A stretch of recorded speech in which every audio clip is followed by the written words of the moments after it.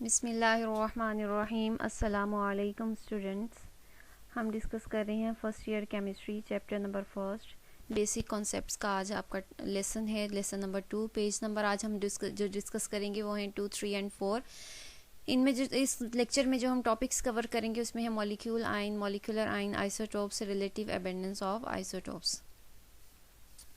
Start करते हैं molecule से। ये जो बेसिक टर्म के नाम से हम इसको पहले डिस्कस कर चुके हैं फर्स्ट चैप्टर में। अब हम इन सारी टर्म्स को डिटेल्स में डिस्कस करेंगे।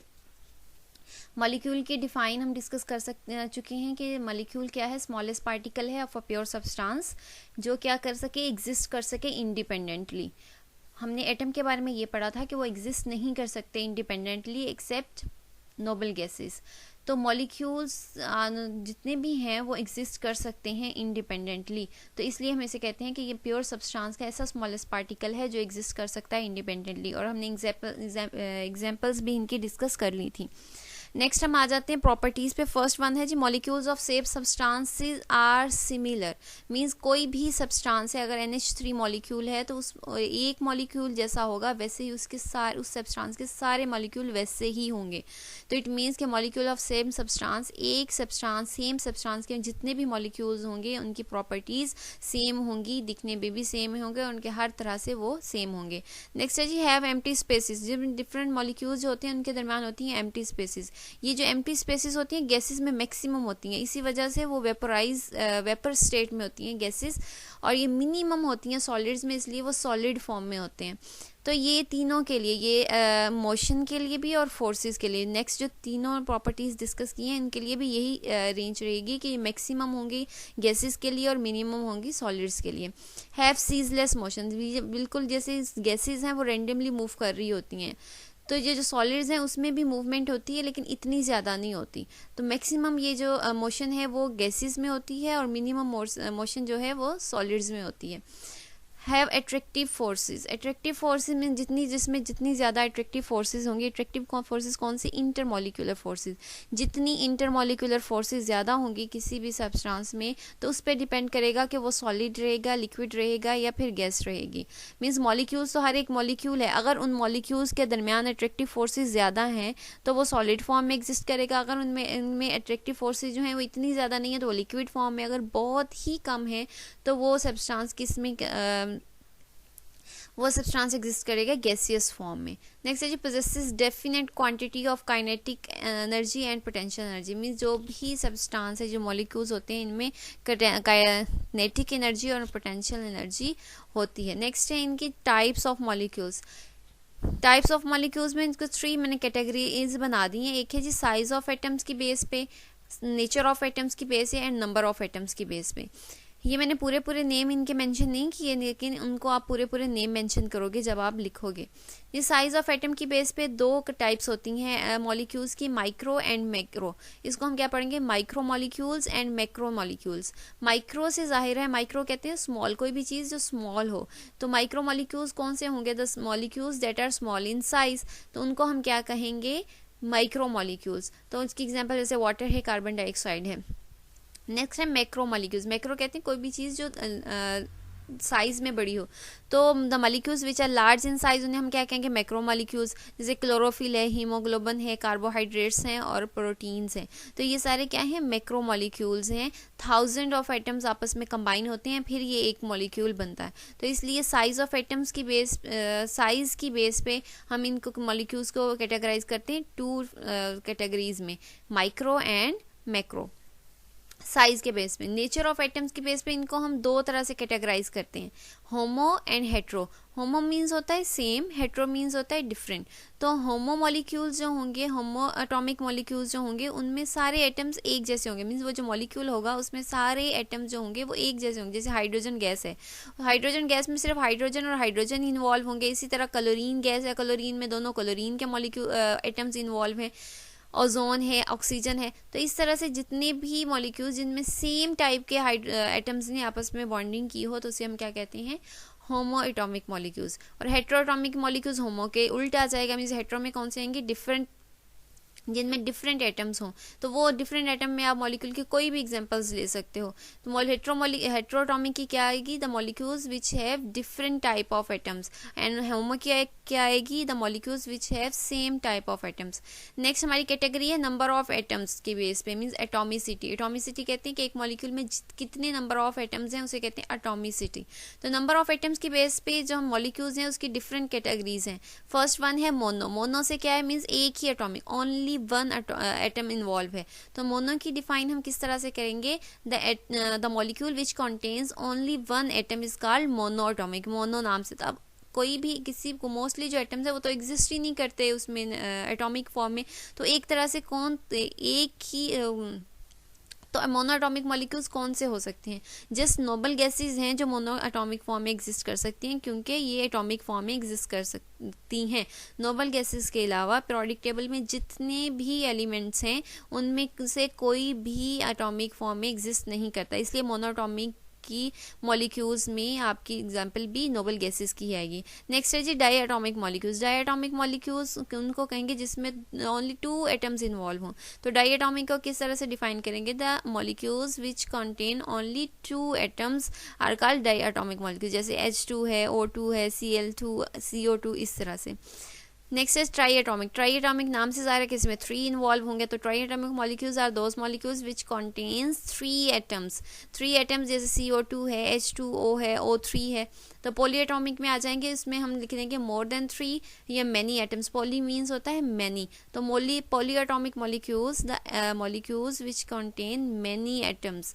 तो ये डिपेंड करेगा कि आपके मोर देन 3 हैं तो भी वो पॉली में आ जाएंगे, अगर वैसे ज़्यादा हैं तो भी वो पॉली में आ जाएंगे, चाहे वो जितने भी हों। जैसे ग्लूकोज है, H2SO4, सल्फ्यूरिक एसिड है और अमोनिया है।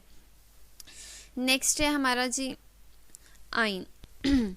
आयन की भी डिफाइन और एग्जांपल हमने डिस्कस कर ली थी, इसको फिर से डिस्कस कर लेते हैं। आयन क्या है, चार्ज स्पीशी है, कैसे बनता है, by the ionisation of atoms. Examples इसकी क्या हैं, hydronium ion, hydroxyl ion, chloride ion. तो ये डिपेंड नहीं करता कि आपका कोई एक एटम इन्वॉल्व है या आपका ग्रुप ऑफ एटम्स इन्वॉल्व है। कोई भी ग्रुप ऑफ एटम्स भी इन्वॉल्व हो सकते हैं आपकी आयन्स में, और एटम्स भी इन्वॉल्व हो सकते हैं, जैसे कि क्लोराइड आयन है। नेक्स्ट इसकी प्रॉपर्टीज़ हैं कि मोस्टली जो आयन्स होते हैं वो एग्जिस्ट करते हैं सोल्यूशन फॉर्म में। और नेक्स्ट है जी number of protons and electrons not equal क्यों नहीं होते, जब इनके ऊपर कोई चार्ज कैरी कर जाए। अगर पॉजिटिव चार्ज कैरी है तो इस मीन्स के प्रोटॉन नंबर में ज़्यादा है, अगर नेगेटिव चार्ज कैरी किया हुआ है किसी स्पीशी ने तो इट मीन्स के इलेक्ट्रॉन नंबर में ज़्यादा है। तो इसलिए जब कोई ना एक चीज़ नंबर में ज़्यादा होती है तो ही चार्ज आता है, चाहे पॉजिटिव आए चाहे नेगेटिव आए। तो इसलिए आपके नंबर ऑफ प्रोटॉन्स और नंबर ऑफ इलेक्ट्रॉन्स इसमें इक्वल हो नहीं सकते। इक्वल किस में होंगे, आपके एटम्स में हो सकते हैं, लेकिन आयन्स में नहीं हो सकते।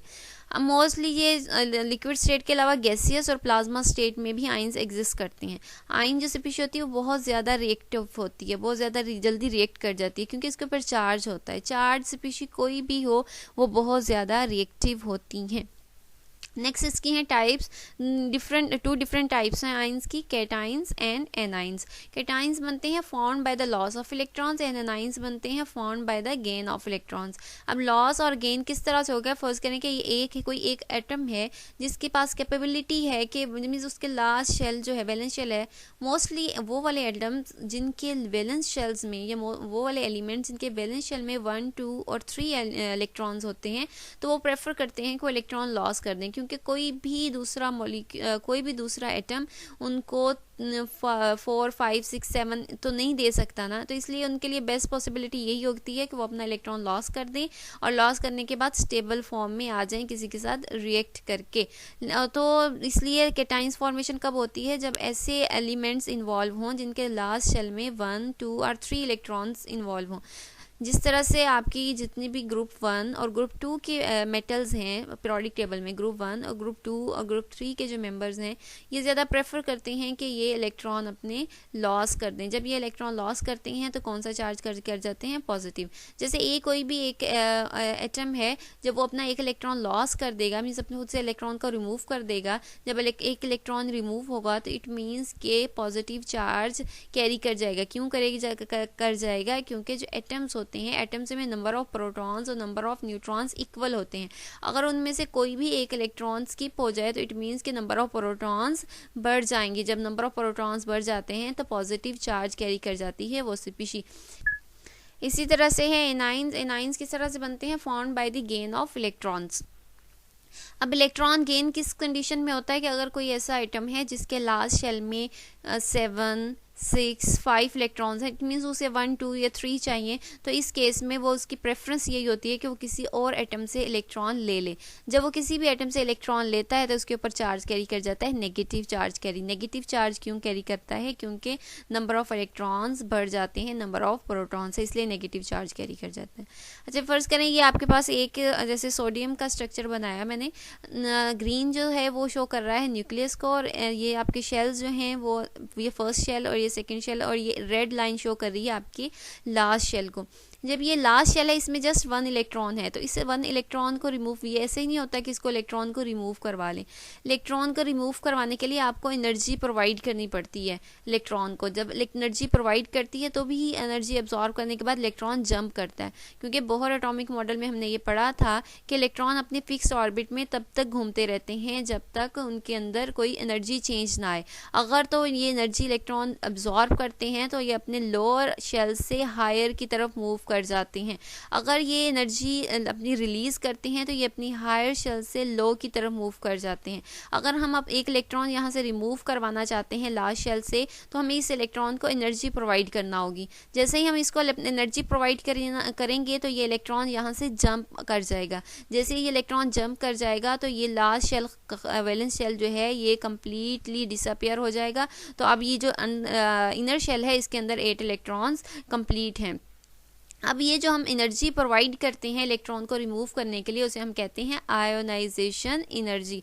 आयोनाइजेशन एनर्जी क्या है? The minimum amount of energy that is required to remove the electron. कौन सा इलेक्ट्रॉन? Valence shell electron. तो उसको रिमूव करवाने के लिए जितनी भी हमें एनर्जी चाहिए होती है हमें इसे क्या कहते हैं? Ionisation energy. इसी तरह से जब हम एक इलेक्ट्रॉन को, कोई भी इलेक्ट्रॉन है उसको जब हम इंटर करवाते हैं किसी एटम में, या कोई एक एटम अपना कोई और एटम एक इलेक्ट्रॉन किसी दूसरे एटम का गेन करता है, तो गेन करने की कंडीशन में क्या होता है कि एनर्जी रिलीज करनी पड़ती है एटम को अपनी एनर्जी थोड़ी कम करनी पड़ती है, फिर इलेक्ट्रॉन को वो ऑक्यूपाई करता है अपने वैलेंस शेल में। जब वो एनर्जी रिलीज होती है, क्यों रिलीज होती है? Due to addition of new electron, तो उसे हम कहते हैं इलेक्ट्रॉन अफिनिटी। तो इलेक्ट्रॉन अफिनिटी क्या है? The energy which is released, कब release? When electron is added in the last shell of the gaseous atom.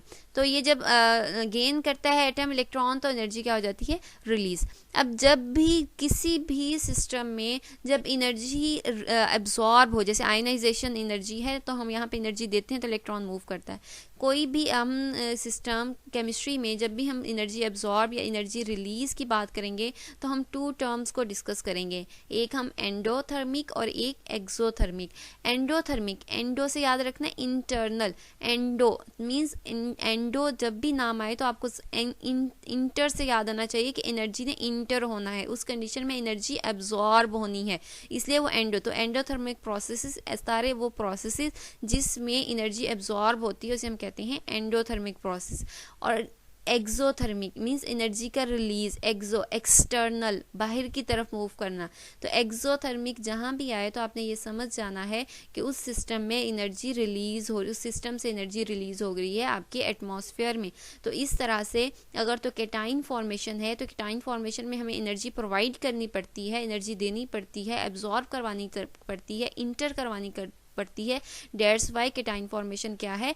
Endothermic process है। इसी तरह से जो एनाइंस फॉर्मेशन है उसमें क्या होता है कि एनर्जी रिलीज होती है सिस्टम में। जब एनर्जी सिस्टम से एटमॉस्फेयर में रिलीज होती है मींस एक्सटर्नल एटमॉस्फेयर में जा रही है, जब वो रिलीज हो रही है तो उसे हम क्या कहेंगे? कौन सा प्रोसेस है? Exothermic process. तो इसी तरह से एनाइन फॉर्मेशन जो होती है वो होती है एक्सोथर्मिक प्रोसेस। नेक्स्ट है हमारा मॉलिक्यूलर आयन। मॉलिक्यूलर आयन भी हमने आयन के साथ ही पढ़ा था कि ये भी एक चार्ज स्पीशी होती है, लेकिन ये कब बनती है? जब आयनाइजेशन हो मॉलिक्यूल्स की वजह से। मॉलिक्यूल्स आयनाइज हों मतलब या वो इलेक्ट्रॉन लॉस करें या वो रिलीज करें तो उन्हें हम क्या कहते हैं, मॉलिक्यूलर आइंस। एग्जांपल्स यहाँ पे दी हुई हैं, कार्बन मोनोऑक्साइड का मॉलिक्यूलर आइन है, ये नाइट्रोजन गैस का मॉलिक्यूलर आइन है, और ये बेंजीन का मॉलिक्यूलर आइन है। अब मॉलिक्यूलर आइन बनते कैसे हैं? सबसे पहले जो हमारी आती मीन्स ऐसे तो मॉलिक्यूल तो स्टेबल होते हैं, मॉलिक्यूल स्टेबल हैं तो उनको क्या पड़ी है कि वो इलेक्ट्रॉन लॉस करें या गेन करें। इलेक्ट्रॉन लॉस तो गेन तो वही करें ना जो अनस्टेबल स्पीशी या मॉलिक्यूल तो स्टेबल स्पीशी इंडिपेंडेंटली एग्जिस्ट भी कर सकते हैं। तो यहाँ पे क्वेश्चन ये है कि मॉलिक्यूलर आइन कब बनते हैं। फर्स्ट करें ये CH4 मीथेन गैस एक मॉलिक्यूल है। अगर ये मॉलिक्यूल के ऊपर अगर हम high energy beam of electrons को बम्बार्ड करें, high energy beam of electrons को बम्बार्ड करें, तो उस बम्बार्डमेंट में ये होता है कि CH4 का अपना एक इलेक्ट्रॉन क्या हो जाता है, रिमूव हो जाता है। मीन्स जब वो इस कंडीशन में इलेक्ट्रॉन रिमूव हो जाता है तो आपका जो मॉलिक्यूल होता है वो पॉजिटिव चार्ज कैरी कर जाता है। जब वो पॉजिटिव चार्ज कैरी कर जाता है तो उसे हम क्या कहते हैं, तो हम उसे क्या कहते हैं, मॉलिक्यूलर आइन। प्रॉपर्टीज आ जाती है इसकी भी फर्स्ट जो है number of protons and electrons not equal. जाहिर सी बात है जब भी किसी भी चीज़ पे चार्ज आएगा तो इट मीन्स प्रोटॉन और इलेक्ट्रॉन में कोई अनबैलेंस है, इसलिए चार्ज कैरी करेगी आपकी स्पीशी। नेक्स्ट है जी form in the ionization chamber. Ionization chamber में ये फॉर्मेशन होती है, कहाँ होती है, मास स्पेक्ट्रोमेट्री में। अब मास स्पेक्ट्रोमेट्री में क्या होता है कि पहले मास स्पेक्ट्रोमेट्री को हम यूज़ करते हैं एटॉमिक मैसेज को फाइंड आउट करने के लिए। किसके एटॉमिक मैसेज, आपके जो आइसोटॉप्स होते हैं उनके एटॉमिक मैसेज को फाइंड आउट करने के लिए हम यूज़ करते हैं। इसमें यह होता है कि जो भी कोई मॉलिक्यूल होता है पहले हमें उसे लेके जाना होता है मीन्स उसको गैसियस फॉर्म में लेके जाना होता है। जैसे हम उसे गैसियस फॉर्म में ले जाते हैं, गैसियस फॉर्म में लेके जाने के बाद उसे आयोनाइजेशन चैम्बर में लेके जाते हैं। और आयोनाइजेशन चैम्बर में क्या होता है कि अल्फा पार्टिकल्स या हाई बीम इलेक्ट्रॉन जिनकी बहुत ज़्यादा हाई एनर्जी होती है उसको बम्बार्ड किया जाता है, जो हमने गैसियस स्टेट में जो हमने अपना सैंपल करवाया था गैसियस स्टेट में। तो जब वो उस बम्बार्डमेंट और आपके जो मॉलिक्यूल उस टाइम में जो आपकी गैसियस स्टेट में जो आपने इंटर करवाई है स्पीशी, उस बम्बार्डमेंट में ये होता है कि कुछ इलेक्ट्रॉन्स रिमूव हो जाते हैं आपके मॉलिक्यूल से। जब वो इलेक्ट्रॉन्स रिमूव हो जाते हैं तो आपके मॉलिक्यूल्स जो हैं वो पॉजिटिव चार्ज कैरी कर जाते हैं। इंशाल्लाह नेक्स्ट हमारा जो टॉपिक होगा वो मास स्पेक्ट्रोमेट्री पे ही होगा। अगर आपको अभी इसकी थोड़ी समझ नहीं भी आ रही तो इसको स्किप कर दें, नेक्स्ट लेक्चर में इंशाल्लाह अच्छे से समझ आ जाएगी। नेक्स्ट है जी give information about parent molecules. Means ये वाले जो डिफरेंट आपके होते हैं मॉलिक्यूलर आइंस, बेशक वो एक इलेक्ट्रॉन या एक लॉस या गेन की वजह से बने होते हैं, लेकिन वो आपको अपने पेरेंट मॉलिक्यूल की इंफॉर्मेशन दे रहे होते हैं। हमें पता चल रहा होता है कि ये कौन सा मॉलिक्यूल है जो आयनिक फॉर्म में कन्वर्ट हुआ है और इसका एटॉमिक मास क्या है। Have more than one nuclei, तो वन न्यूक्लियाई से तो ज़्यादा ही होंगे क्योंकि ये मॉलिक्यूल आइन जो हैं, मॉलिक्यूल बनता ही तब है जब एटम्स आपस में कंबाइन करते हैं। जब एटम आपस में कंबाइन करते हैं तो जाहिर बात है न्यूक्लियाई तो ज़्यादा ही होंगे। नेक्स्ट आपकी टाइप्स एंड टाइप्स में है cationic molecular ions and anionic molecular ions. वही आइंस की तरह ही है कि कैटाइनिक कब बनेंगे, जब लॉस होगा इलेक्ट्रॉन्स का, और एनाइनिक कब बनेंगे, जब गेन होगा इलेक्ट्रॉन्स का। लेकिन आपके जो ये कैटाइनिक मॉलिक्यूलर आइन हैं ये ज़्यादा अबंडेंट है नेचर में as compare to anionic molecular ion. ये सेकेंड एग्जाम्पल है कैटाइनिक मॉलिक्यूलर आइन की कि नाइट्रोजन गैस है, जब इसको बम्बार्ड करवाया जाए high beam of electron, high energy beam of electron से, तो इस बम्बार्डमेंट में क्या होता है कि नाइट्रोजन गैस का अपना एक इलेक्ट्रॉन लॉस हो जाता है। उस लॉस के होने के रिजल्ट में जो स्पीशी बनती है वो क्या है, मॉलिक्यूलर आइन, और ये चार्ज कौन सा कैरी कर जाती है, पॉजिटिव चार्ज कैरी कर जाती है। नेक्स्ट है हमारा आइसोटोप्स। आइसोटोप्स क्या होते हैं, फर्स्ट ऑफ ऑल डिफाइन देख लेते हैं कि जो आइसोटोप्स हैं तो सेम एलिमेंट के एटम्स। आइसोटोप्स क्या हैं, एटम्स ऑफ सेम एलिमेंट। लेकिन डिफरेंस कहाँ पे आता है कि इनके एटॉमिक नंबर्स क्या होते हैं, सेम, लेकिन इनके एटॉमिक मैसेज जो होते हैं वो होते हैं डिफरेंट। अब एटॉमिक मैस क्या है, sum of protons and neutrons in an atom, और एटॉमिक नंबर क्या है, नंबर ऑफ प्रोटॉन्स। जब नंबर ऑफ प्रोटॉन्स इधर भी है तो इट मीन्स कि चेंजिंग कहाँ पे आती है, आपके न्यूट्रॉन्स में। तो आपके आइसोटोप्स क्या हैं, isotopes are the atoms of the same element that have same atomic number but different mass number. तो इसमें हम इसकी नेक्स्ट प्रॉपर्टीज देख लेते हैं। प्रॉपर्टीज में है जी isotopes of same elements, means properties में दो तरह की प्रॉपर्टीज हैं। आइसोटॉप्स में कुछ आइसोटॉप्स की आपस में ही कुछ उनके सिमिलर बिहेवियर्स हैं और कुछ डिफरेंट बिहेवियर्स हैं। अब आइसोटॉप्स में आपस में सिमिलरिटी किस बेस पे है, डिफरेंस किस बेस पे है, वो हम डिस्कस कर लेते हैं। सिमिलर में जितने भी आइसोटॉप्स होंगे सेम एलिमेंट के, उनके प्रोटॉन नंबर सेम होंगे। जब प्रोटॉन नंबर सेम होंगे तो आपके नंबर ऑफ इलेक्ट्रॉन्स भी सेम होंगे। जब नंबर ऑफ इलेक्ट्रॉन सेम होंगे तो इसका मतलब है कि आपकी इलेक्ट्रॉनिक कन्फिग्रेशन भी सेम होगी। क्यों? क्योंकि इलेक्ट्रॉनिक कन्फिग्रेशन तो बेस कर रही होती है आपके नंबर ऑफ इलेक्ट्रॉन्स पे।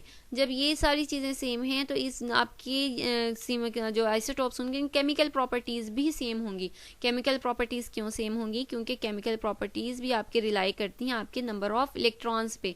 जितने आपके नंबर ऑफ इलेक्ट्रॉन्स में डिफरेंस आता जाता है आपकी केमिकल प्रॉपर्टीज तभी चेंज होती हैं। क्योंकि यहाँ पे नंबर ऑफ इलेक्ट्रॉन्स चेंज ही नहीं हो रहे हो, ना ही नंबर ऑफ प्रोटॉन्स चेंज हो रहे हैं, तो आपके जितने भी आइसोटॉप्स हैं एक सेम एलिमेंट के उनकी केमिकल प्रॉपर्टीज और इलेक्ट्रॉनिक कन्फिग्रेशन सेम रहती है। नेक्स्ट है जी डिफरेंट क्या क्या होता है आइसोटॉप्स में जो सेम एलिमेंट के हों। डिफरेंस ये होता है कि नंबर ऑफ न्यूट्रॉन्स डिफरेंट होते हैं। एटॉमिक मास का भी डिफरेंस इसलिए आता है क्योंकि नंबर ऑफ न्यूट्रॉन्स डिफरेंट होते हैं एक सेम एलिमेंट के आइसोटॉप्स के। दूसरा आता है कि न्यूक्लियन नंबर डिफरेंट हो जाता है। न्यूक्लियन नंबर क्या होता है? आपके ये प्रोटॉन और न्यूट्रॉन, तो जाहिर सी बात है जब ये वाली चीज़ चेंज होगी, न्यूट्रॉन चेंज होगा तो आपका न्यूक्लियन नंबर भी चेंज हो जाएगा। नेक्स्ट है जी रिलेटिव आइसोटॉपिक मास। रिलेटिव आइसोटॉपिक मास जाहिर सी बात है एटॉमिक मास तो है ही आपका सम ऑफ प्रोटॉन एंड न्यूट्रॉन। जैसे ही आपका न्यूट्रॉन वैल्यू चेंज होगी तो आपका रिलेटिव आइसोटॉपिक मास भी क्या हो जाएगा? चेंज हो जाएगा। नेक्स्ट है जी आइसोटॉप्स का वर्ड डिस्कवर किसने किया? फर्स्ट टाइम जो आइसोटॉप्स का वर्ड डिस्कवर किया था वो किया था सोडे ने। नेक्स्ट है जी रिप्रेजेंटेशन।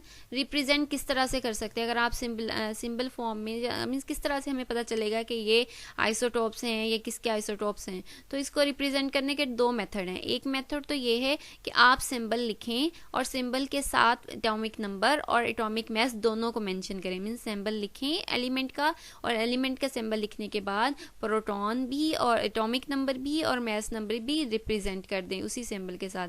जो कॉर्नर है, जो आपका लोअर कॉर्नर है उस पर आपने मेंशन करना है एटॉमिक नंबर, और जो आपका अपर कॉर्नर है उसमें आपने मेंशन करना है मास नंबर।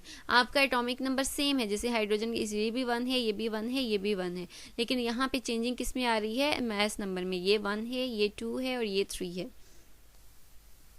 तो इस चेंजिंग की वजह से आपके जो डिफरेंस आता है आइसोटॉप्स में मास का वो इसी वजह से आता है due to number of neutrons. अब ये हाइड्रोजन के आइसोटॉप्स हैं, ये है प्रोटियम, ये है ड्यूट्रियम, ट्राइटियम।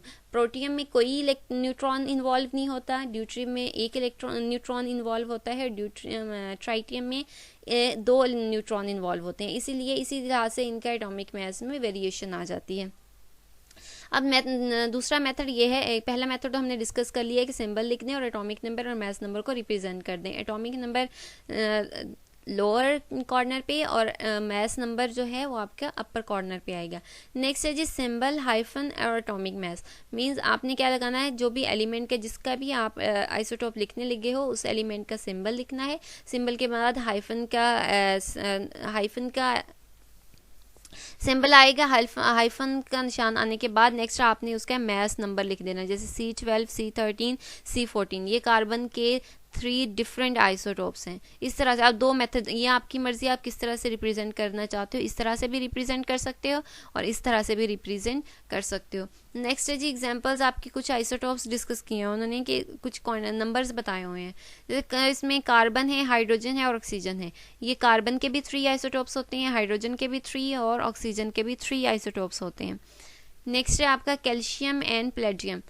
कैल्शियम और पैडियम दोनों के ही 6 होते हैं, निकल के 5 हैं, कैडमियम के 9 हैं और टिन के 11 हैं। ये सारे जो वैल्यूज़ हैं ये आप लोगों को याद करनी पड़ेंगी क्योंकि ये आपके MCQs में आपसे पूछी जा सकती हैं। इवन कि आपके MCAT में भी आपसे ये वैल्यूज़ पूछी जा सकती हैं जी। तो नेक्स्ट है हमारा relative abundance of isotopes means हमने आइसोटोप्स को तो डिस्कस कर लिया। आइसोटोप्स में हमने कहा कि एटम्स ही हैं, सेम एलिमेंट के एटम्स हैं, लेकिन उन एटम्स में मैस और एटॉमिक नंबर का डिफरेंस आता है। एटॉमिक नंबर सेम रहता है, मैस नंबर वेरी कर जाता है। अब यहाँ पे रिलेटिव अबेंडेंस ऑफ आइसोटोप्स क्या मीन्स अगर एक हाइड्रोजन एटम है, उसके डिफरेंट 3 आइसोटोप्स हैं, तो उसमें कोई वो भी तो होगी ना, कोई आइसोटोप ज़्यादा होगा, कोई कम होगा, कोई उससे भी कम होगा। जैसे हम इंसान है, कोई ज़्यादा ज़हीन है, कोई कम ज़हीन है, कोई कम ज़हीन है। तो इसी तरह से अगर आइसोटोप्स हैं तो आइसोटोप्स में भी अबंडेंस आ जाती है कि कोई ज़्यादा अबंडेंट होगा, कोई आइसोटोप्स की रेशियो जो होती है नेचर में वो कम होगी, कोई किसी की बहुत ही ज़्यादा कम होगी। तो रिलेटिव अबंडेंस की डिफाइन देख लेते हैं जी। एक percentage of an isotope to another isotope of the same element means एक सेम एलिमेंट की एक आइसोटोप्स की निस्बत दूसरे आइसोटोप्स की मीन्स परसेंटेज रेशियो, परसेंटेज है मीन्स एक आइसोटोप कितने परसेंट है आपकी यूनिवर्स में और दूसरा जो आइसोटोप्स है वो कितने परसेंट है आपकी यूनिवर्स में। इसे हम क्या कहते हैं, रिलेटिव अबेंडेंस ऑफ आइसोटोप्स। इसको पता हमें किस तरह से चलता है कि कौन कितने परसेंट है और कौन कितने परसेंट है, इसको हम डिटरमाइन करते हैं by mass spectrometry. By mass spectrometry को क्यों यूज़ करते हैं, यूज़ होती है to measure the exact masses of isotopes. तो नेक्स्ट हमारा जो टॉपिक है वो मास स्पेक्ट्रोमेट्री का ही है। इंशाल्लाह नेक्स्ट टॉपिक में हम इसको अच्छे से इसको का कॉन्सेप्ट क्लियर करेंगे कि मास स्पेक्ट्रोमेट्री में क्या होता है और किस तरह से हम एटॉमिक मैसेज आइसोटोप्स के एटॉमिक मैसेज को फाइंड आउट करते हैं इस टेक्निक को यूज़ करते हुए। नेक्स्ट एग्जाम्पल है, एग्जाम्पल में आइसोटोप्स मेंशन है हाइड्रोजन के जैसे हमने पढ़ा कि हाइड्रोजन 1 और हाइड्रोजन 2। अब ये जो हाइड्रोजन 1 है मींस प्रोटियम जो है जिसमें कोई न्यूट्रॉन इन्वॉल्व नहीं है, उसकी जो अबंडेंस है आपके अर्थ में वो है 99.98%। और इसके नतीजे में जो आपका हाइड्रोजन 2 है, जो ड्यूट्रियम है, उसकी है 0.015 और इसी तरह से ट्राइटियम की इससे भी ज़्यादा कम है अबंडेंस। नेक्स्ट है हमारा टोटल नंबर ऑफ आइसोटोप्स। अब भी हमारी नेचर में जो है वो 280 आइसोटोप्स ऐसी हैं जो बाय नेचर एग्जिस्ट कर रहे हैं, लेकिन 280 के अलावा कुछ ऐसे आइसोटोप्स भी हैं जो ह्यूमंस ने खुद डेवलप करवाए हैं। ये 300 आइसोटोप्स ऐसी वैल्यू हैं जो ऐसे आइसोटोप्स हैं जो इंसानों ने खुद डेवलप करवाए हैं। किस तरह से डेवलप, आर्टिफिशियली किस तरह से डेवलप करवाए हैं, बाय डिसइंटीग्रेशन। मीन्स क्या करवाते हैं इसमें कि ये करवाते हैं कि एक एटम के इस डिसइंटीग्रेशन होती है आपकी न्यूक्लियस का ब्रेक डाउन हो जाना। जब आपका न्यूक्लियस ब्रेक डाउन होता है तो वो ब्रेकेज के दौरान डिफरेंट एलिमेंट्स जो हैं, डिफरेंट एटम्स जो हैं वो बनते हैं। जब वो डिफरेंट बनते हैं तो उनके मैसेज और ये डिफरेंट हो जाती है, नंबर ऑफ न्यूट्रॉन्स और नंबर ऑफ प्रोटॉन्स डिफरेंट हो जाते हैं।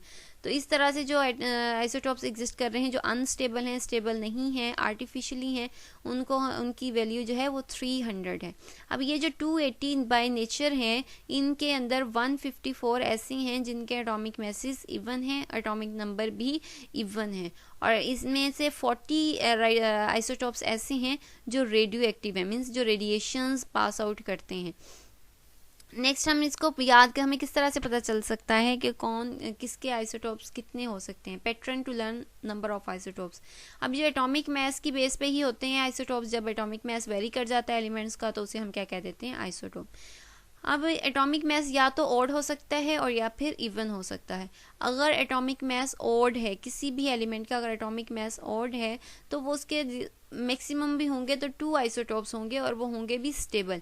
लेकिन अगर कोई ऐसा एटम है जिसके जो एटॉमिक मैस है वो इवन है तो उसमें लार्ज नंबर ऑफ आइसोटोप्स, उनकी लार्ज नंबर ऑफ आइसोटोप्स होंगे। और मोस्टली जो अबंडेंट आइसोटोप्स हैं इन्हीं के इवन वालों के, इवन एटॉमिक मैस के, वो होते हैं 4 के मल्टीपल्स के, इनके ज़्यादा ऑक्सीजन जैसे 16 है, इससे 3 हैं, मैग्नीशियम 24 है, सिलिकॉन 28 है। तो ये क्या है, 4 के मल्टीपल्स। जो 4 के मल्टीपल्स हैं ना उनके आइसोटोप्स जो हैं उनका नंबर ज़्यादा, लार्ज नंबर में। तो इसी तरह यहाँ पे इसीलिए बताया कि जो 280, इसी से भी पता चल सकता है कि 280 में से 154 जो आइसोटोप्स हैं वो ऐसे एलिमेंट्स के हैं जिनके मैस नंबर इवन है और एटॉमिक नंबर भी इवन है।